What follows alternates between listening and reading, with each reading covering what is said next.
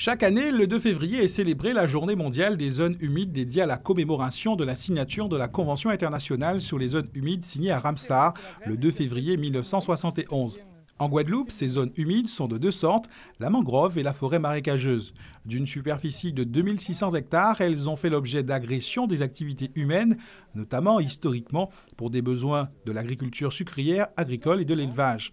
Avec le projet Interreg, protection et valorisation des écosystèmes humides littoraux de l'espace Caraïbe, la tendance devrait s'inverser. Elle possède encore aujourd'hui environ 26 km² de zones humides qui possèdent un grand intérêt également pour nos voisins de la Caraïbe qui ont parfois beaucoup plus déboisé que nous et donc qui ont un grand intérêt pour les actions que nous menons ici à la Guadeloupe. Deux actions s'inscrivent dans ce projet piloté par l'ONF Guadeloupe. La première, dont l'expérimentation est menée par l'UAG, se situe à Golconde aux Abîmes, en lisière de forêt marécageuse.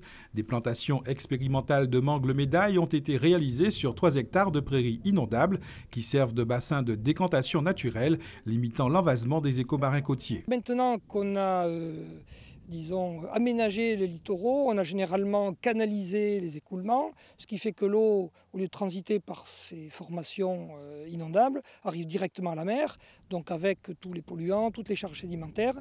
Ça cause des problèmes sur les formations spontanées du milieu marin, les récifs, les herbiers, qui ne supportent pas une telle arrivée de sédiments. Cette action s'inscrit également dans une perspective de sauvegarde à long terme de cet écosystème menacé par la hausse du niveau marin. Il est possible que la mangrove recule face à cette hausse du niveau marin. Derrière elle, eh bien, les autres formations d'eau douce, comme la forêt marécageuse, vont reculer si elles le peuvent. Et si derrière ce sont des pâturages où l'action humaine bloque la retraite de cette forêt, eh bien, elle se trouve prise en sandwich entre les formations salées, les occupations humaines, et elle va finir par disparaître ici aussi, comme dans les Grandes Antilles. La deuxième action, elle, se situe au niveau de la route de la Martingale à Jarry.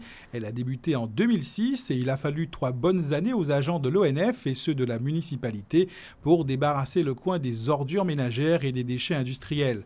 Le poumon de la Guadeloupe s'est depuis une trentaine d'années développé sur une partie des milieux humides du secteur, au mépris quelquefois des protections légales. Les zones humides étaient considérées comme des zones de seconde classe, qui n'étaient pas, à leurs yeux, n'étaient pas vraiment des zones qui avaient une grande valeur.